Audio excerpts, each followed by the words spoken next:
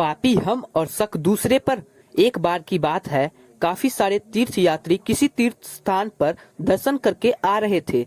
बस पहाड़ी इलाके में बस सफर कर रही थी। जैसे ही कुछ वक्त बीता तो आसमान से धमाकेदार आवाज के साथ बिजली कड़की।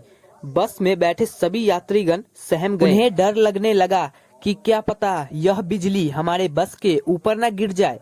थोड़ी देर रुककर कुछ ही देर बाद ड्राइवर ने बस को वापस आगे बढ़ाया, लेकिन कुछ देर बाद वापस यही घटना घटी। धमाकेदार कड़ाके की आवाज के साथ एक बार फिर बिजली कड़की। इस बार ड्राइवर ने बस पूरी तरह से रोक दी और ड्राइवर बस के अंदर आ गया। यात्रियों के पास उसने कहा कि देखो, इस बस में एक इंसान ऐसा बैठा है, ऊपर वाला उसे अपने पास बुलाना चाहता है, इसलिए 2 बार बिजली गिरते गिरते बची। अब हम उस इंसान का पता कैसे लगाएं? ड्राइवर ने कहा कि सामने वह 50 मीटर दूर पेड़ दिख रहा है।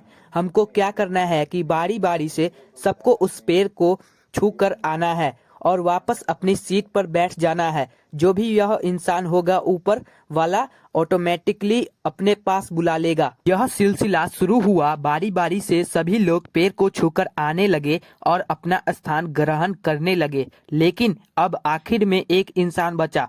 सबको लगा कि भाई यही वो इंसान है जिसकी वजह से हमारे साथ इतनी प्रॉब्लम आई थी। अब वो गया और जैसे ही उसने पेड़ को टच किया वैसे ही बस पर बिजली गिर चुकी थी और बस में बैठे सारे लोग ऊपर वाले को प्यारे हो गए। और वह सारे लोगों यही सोच रहे थे कि सिर्फ एक इंसान की वजह से हमारी जान को खतरा है, जबकि उस इंसान की वजह से उनकी जान बची हुई थी। यानी कि वह एक आदमी था जिसने इतने अच्छे कर्म किए हुए थे, जिसकी वजह से सारे बाकी बचे हुए थे। इसीलिए इस कहानी से हमें शिक्षा मिलती है कि दूसरों पर कभी शक नहीं करना चाहिए और अपनों से प्यार करना चाहिए, क्योंकि कभी कभी कुदरत की जो घटना घटित होती है उन पर हमारा कंट्रोल नहीं होता है। इसीलिए जैसी भी सिचुएशन हो, हमें कभी किसी पर शक नहीं करना चाहिए और परिस्थिति का बारीकी से आकलन करके सूझबूझ से आपस में परामर्श लेकर के आगे बढ़ना चाहिए। तो दोस्तों, कैसे लगी स्टोरी अच्छी लगे तो चैनल को सब्सक्राइब करें।